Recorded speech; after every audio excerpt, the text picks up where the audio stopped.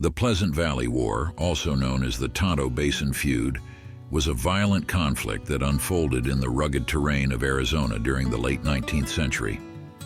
It stemmed from a bitter dispute over land, water rights, and cattle between two prominent families and their allies, the Grahams and the Tewksburys. The feud began to simmer in the early 1880s, fueled by long-standing grievances and personal animosities. Matters escalated dramatically in 1882 when a shootout erupted between members of the two factions, resulting in casualties on both sides. This event marked the beginning of a protracted and bloody conflict that would come to define Pleasant Valley for years to come. As tensions mounted, both families mobilized their supporters and formed armed factions, plunging Pleasant Valley into a state of lawlessness and chaos. Ambushes, gunfights, and acts of reprisal became commonplace as the feud intensified, claiming the lives of numerous individuals caught in the crossfire. Efforts to mediate the conflict proved fruitless, as deep-seated animosities and a thirst for revenge drove the warring factions to continue their violent struggle. Despite the intervention of law enforcement officials and attempts at arbitration by influential figures such as Sheriff Commodore Perry Owens, the violence persisted unabated.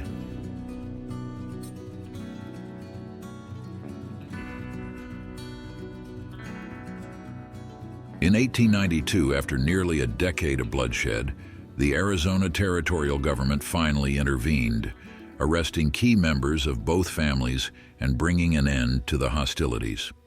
However, the scars left by the Pleasant Valley War would endure for generations, casting a long shadow over the valley and its inhabitants. In the summer of 1888, a new and violent chapter unfolded in the ongoing feuds that plagued the Old West.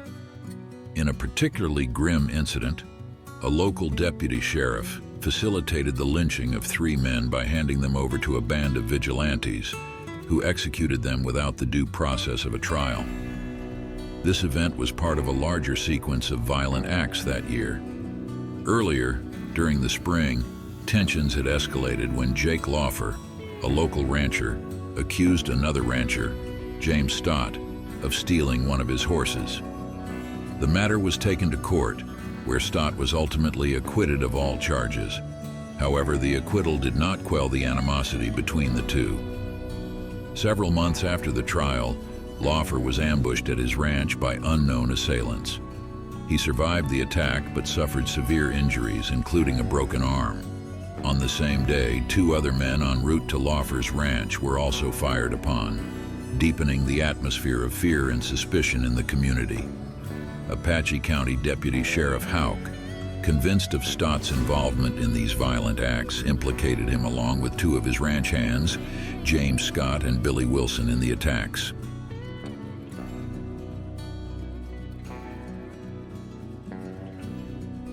Armed with warrants, on 11 August 1888, Deputy Houck and a posse apprehended Stott, Scott, and Wilson at Stott's ranch under the alleged charges.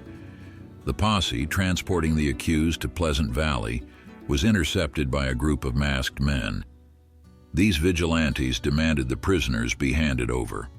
Complying under threat, Houck relinquished the 3 men, who were subsequently taken to a remote location near what is now known as Forest Road 300 in the modern-day Coconino National Forest. The following day, the grim outcome of this extrajudicial handover was revealed when the 3 men were discovered hanging from a tree. This sinister episode suggested a well-orchestrated plan by Deputy Houck to deliver the men to their deaths rather than to justice.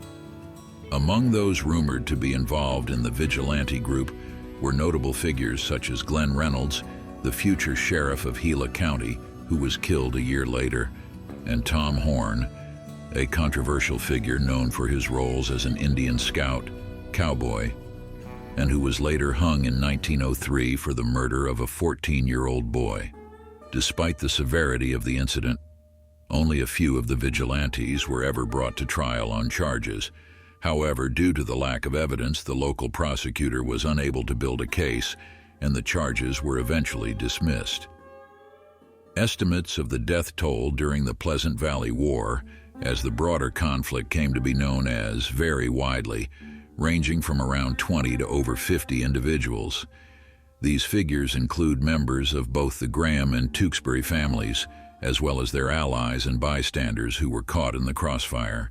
Yet justice remained elusive, with very few ever serving prison time for their roles in the numerous acts of violence, including the tragic deaths of James Stott, James Scott, and Billy Wilson.